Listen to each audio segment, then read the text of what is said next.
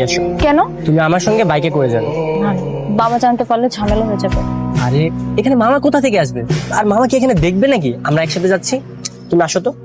আরে ওই যে ড্রাইভার আছে না, সব বলে দিবে বাবাকে। ও আচ্ছা, এই ব্যাপার। দাঁড়াও দেখছি।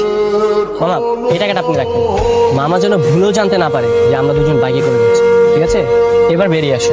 ওঠো বাইকে। বলছি এসব করা কি ঠিক হবে? আরে জীবনে একটু এনজয় করতে হলে এরকম টুকটাক তো অনিয়ম করতেই হয়।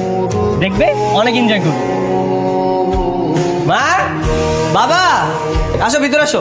জুতা পরেই ভিতরে যাব? চলে আসো ভিতরে, জুতো খুলো। কেমন আছো মা তুমি?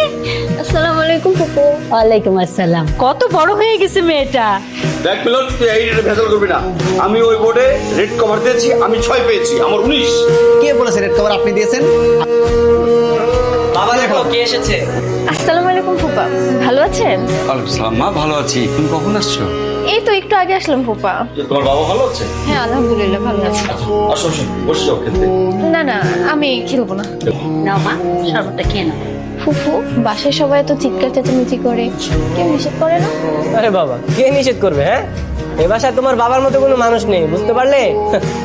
এখানে আমরা যা খুশি তাই করি, আমাদের ইচ্ছা মতো করি। তুই একাই আপেল খাবি? আপেল দে, আমি দীপ্তিকে কেটে দেই। তাই না? না কেটে কিভাবে আপেল খাবো? কিভাবে খাবে মানে? এই যে আমি কিভাবে খাচ্ছি, কামড়ে কামড়ে খাবে নাকি? তোমার আবার দাঁত নেই? হ্যাঁ, ভালো ছিল তুমি একটা।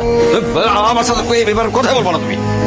এই ব্যাপারে কথাই বলুন। না বলবো না। আপনি প্রত্যেকদিন খেলা হেরে যান, আর হেরে গেলে আপনি খেলা পাশে চলে আসেন। ভাই কে বলেছে আমি হেরেছি?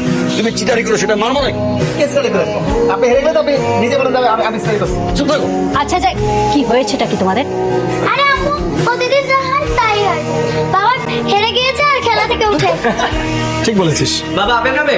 তো খাবো না, দে একটা। তাই না? দেখছিস পাইলটের মতো। ফুফি তোমরা সবসময় এভাবেই কথা বলো? কেন মা, তোমার সমস্যা হচ্ছে? আরে না না, আমার তো ভালোই লাগছে। সুমি, আপুকে নিয়ে যা। এই যাও মা, ফ্রেশ হয়ে নাও। দীপ্তি, মা খাওয়া শুরু করো। ওরা কে কখন আসবে ঠিক নাই। কি খবর দীপ্তি? আরে মিলন ভাই, তুমি আবারও আমার প্লেট নিয়ে বসে পড়েছো। তোমাকে না করেছি আমি? এই প্লেটে তো নাম লেখা আছে। আমি সামনে প্লেট পেয়েছি, আমি খাচ্ছি। তো সামনে প্লেট নেই, ওটা খা। ভালো হয়ে যাও, বুঝছো? আমার ভালো হচ্ছে নাই। ফুফু ওরা একজন আরেকজনের প্লেটে খাচ্ছে, তুমি কিছু বলছো না যে? ওরা এরকমই, যখন যার যেটা মনে হবে সেটাই করবে, বারণ করলেও শুনবে না।